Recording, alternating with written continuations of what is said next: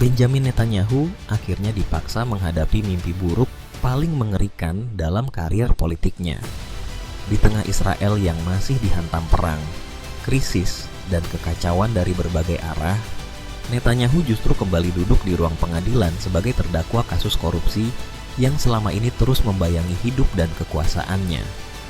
Pria yang selama puluhan tahun dikenal sebagai penguasa paling kuat dan paling sulit dijatuhkan di politik Israel itu, kini mulai terlihat runtuh di depan dunia. Tekanan datang tanpa henti, kemarahan publik semakin meledak, dan banyak pihak mulai percaya.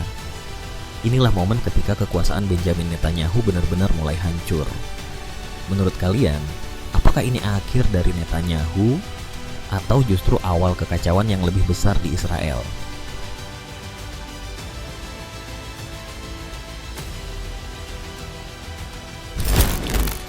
Tekanan paling nyata kini terasa langsung di medan perang. Di front Lebanon, Hizbullah terus melaporkan jatuhnya korban di pihak Israel. Sejak gencatan senjata dimulai, jumlahnya disebut telah mencapai 131 orang. Angka ini memperlihatkan satu hal penting. Situasi di lapangan sebenarnya tidak pernah benar-benar tenang, dan perang seolah masih terus berjalan di balik layar. Data resmi militer Israel juga memperkuat gambaran tersebut. Sejak akhir Februari, sedikitnya 16 tentara dilaporkan tewas dan sekitar 690 lainnya terluka dalam konflik yang melibatkan Iran dan Lebanon. Puluhan diantaranya bahkan berada dalam kondisi serius hingga kritis. Dan yang paling menarik, angka ini berasal dari versi resmi yang sudah melewati proses penyaringan ketat. Artinya, banyak pihak mulai mempertanyakan, apakah kondisi sebenarnya di medan perang jauh lebih buruk dari yang ditampilkan ke publik? Di dalam negeri, situasi juga semakin memanas akibat krisis wajib militer. Aksi kelompok Haredi yang menyerbu rumah komandan militer di Ashkelon menjadi sinyal bahwa perlawanan terhadap sistem wajib militer kini mulai berubah menjadi konflik terbuka.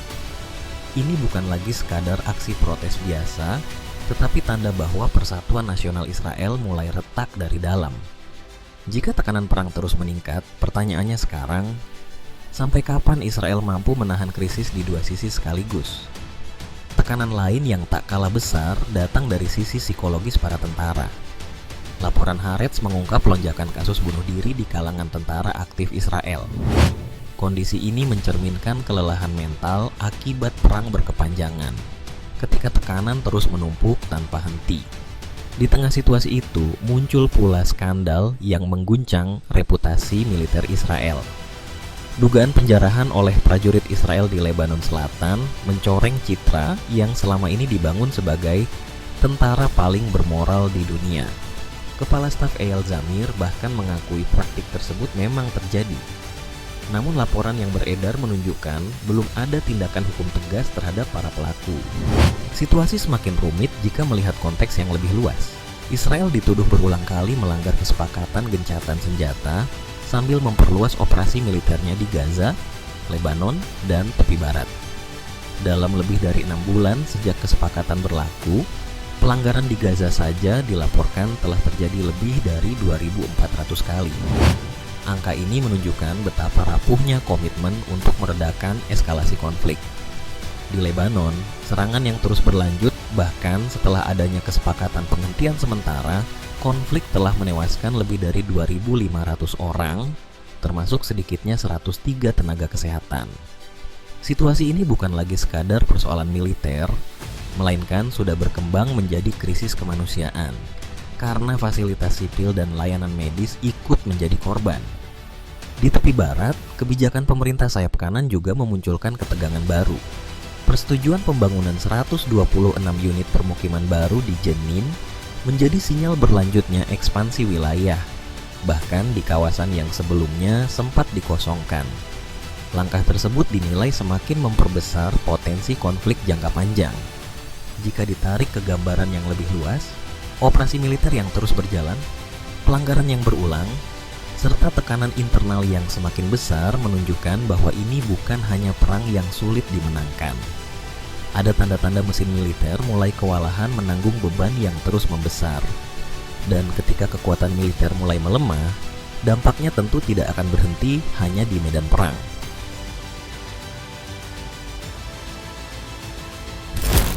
Sayangnya krisis ini tidak hanya terjadi di sisi militer. Jika melihat lebih dalam, persoalannya justru jauh lebih kompleks. Salah satu pemicunya adalah pembatasan informasi oleh pemerintah, yang membuat kenyataan di lapangan terasa semakin kontras setiap kali bocor ke publik. Faktanya, gelombang protes terus meluas dengan dinamika yang makin panas. Ini bukan lagi sekadar aksi demonstrasi biasa, tetapi gambaran dari ketegangan sosial dan politik yang terus menumpuk di tengah perang. Di Tel Aviv, ribuan warga turun ke jalan. Mereka menuntut penghentian konflik yang dianggap tidak perlu dan syarat kepentingan politik. Selain itu, massa juga mendesak adanya investigasi independen terkait serangan 7 Oktober, peristiwa yang dipandang sebagai kegagalan besar dalam sistem keamanan Israel. Di saat yang sama, gelombang penolakan wajib militer mulai berubah semakin keras. Di Ashkelon, sekitar 200 orang bahkan menyerbu rumah seorang perwira polisi militer. Ini menunjukkan bahwa penolakan yang sebelumnya simbolis kini mulai masuk ke fase konfrontasi terbuka. Sementara itu, sentimen anti pemerintah juga semakin terlihat. Ribuan warga turun ke jalan dan melontarkan kritik langsung kepada Benjamin Netanyahu. Mereka menilai pemerintah gagal mengambil langkah strategis dan tidak transparan dalam menghadapi krisis keamanan yang terus membesar. Tekanan terhadap Netanyahu makin kuat setelah konflik dengan Iran dan Lebanon dianggap tidak menghasilkan hasil nyata. Mantan pejabat intelijen Israel, Ehud Lavi, bahkan menyebut strategi terhadap Iran sebagai kegagalan total. Tidak ada perubahan rezim, tidak ada perkembangan soal nuklir, dan setelah lebih dari 6 minggu konflik berjalan, belum ada keuntungan politik yang jelas.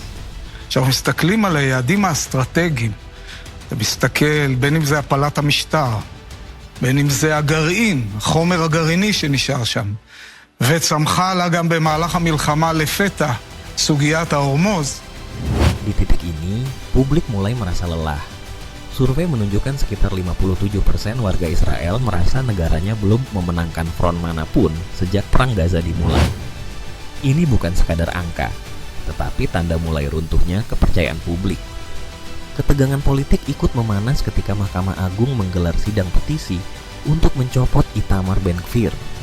Ia dituduh mencampuri independensi kepolisian demi kepentingan politik, bahkan mendapat kritik keras dari Jaksa Agung Gali Baharaf Miara. Sementara itu, peta politik Israel mulai berubah. Dua mantan Perdana Menteri, Naftali Bennett dan Yair Lapid, kini bersatu untuk menjatuhkan Netanyahu. Aliansi mereka langsung melonjak dalam survei dan bahkan melampaui dukungan terhadap Partai Likud.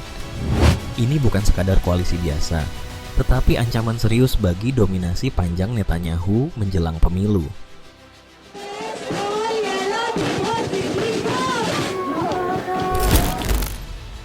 Kini tekanan terhadap Israel tidak lagi datang hanya dari kawasan konflik. Yang mulai terlihat justru arah menuju isolasi politik global. Suara kritik muncul dari berbagai negara, dan kali ini bukan lagi sekadar opini pinggiran. Sejumlah negara Eropa mulai bersikap lebih keras, sebagian lewat pernyataan terbuka, sebagian lain melalui tindakan nyata. Di Belgia, 2 kargo militer asal Inggris yang dikirim untuk Israel disita oleh otoritas setempat. Ini bukan hanya pesan diplomatik, tetapi tindakan langsung yang mencerminkan perubahan sikap politik. Di Hungaria, Perdana Menteri Peter Magyar bahkan menyatakan Benjamin Netanyahu akan ditangkap jika memasuki wilayah negaranya, mengacu pada surat perintah dari International Criminal Court. Langkah seperti ini sangat jarang terjadi dalam hubungan antar negara. Sementara itu di Italia, kerjasama pertahanan dengan Israel dihentikan usai insiden yang melibatkan pasukan penjaga perdamaian di Lebanon. Ini menandakan hubungan militer yang selama ini relatif stabil mulai mengalami keretakan. Tekanan internasional juga semakin besar setelah United Nations Human Rights Council menyerukan penghentian transfer senjata ke Israel. Dari sisi hukum internasional, tekanan juga terus meningkat.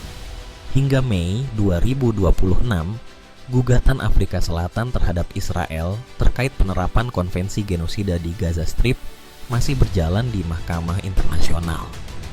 Proses ini membuat perhatian dunia terus tertuju pada konflik tersebut.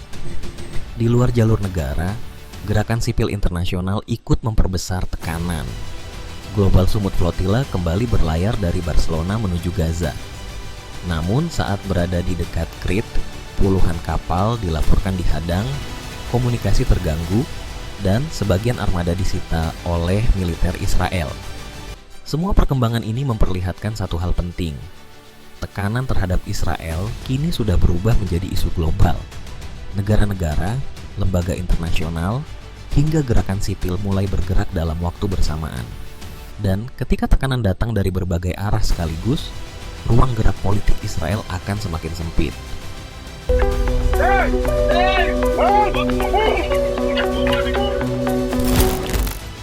Narasi resmi pemerintah Israel kini semakin sulit dipertahankan di hadapan publik dunia. Di tengah derasnya arus informasi, laporan media internasional, lembaga kemanusiaan, hingga proses hukum internasional, berbagai klaim pemerintah mulai semakin sering diragukan. Apa yang dulu dianggap efektif sebagai alat legitimasi, kini justru dipandang sebagai propaganda yang mulai kehilangan kepercayaan. Dalam jangka pendek, dampaknya mulai terlihat jelas. Posisi diplomatik Israel melemah, dukungan sekutu menjadi lebih hati-hati, sementara tekanan politik terus meningkat. Opini publik global pun bergerak semakin kritis, memicu demonstrasi, aksi boikot, hingga tekanan terhadap kerjasama militer dan ekonomi. Dalam jangka panjang, ancamannya jauh lebih besar. Hilangnya kepercayaan internasional berpotensi mendorong isolasi diplomatik dan ekonomi yang memengaruhi stabilitas nasional. Karena ketika kredibilitas mulai runtuh, yang terguncang bukan hanya citra negara, tetapi juga legitimasi kekuasaan itu sendiri.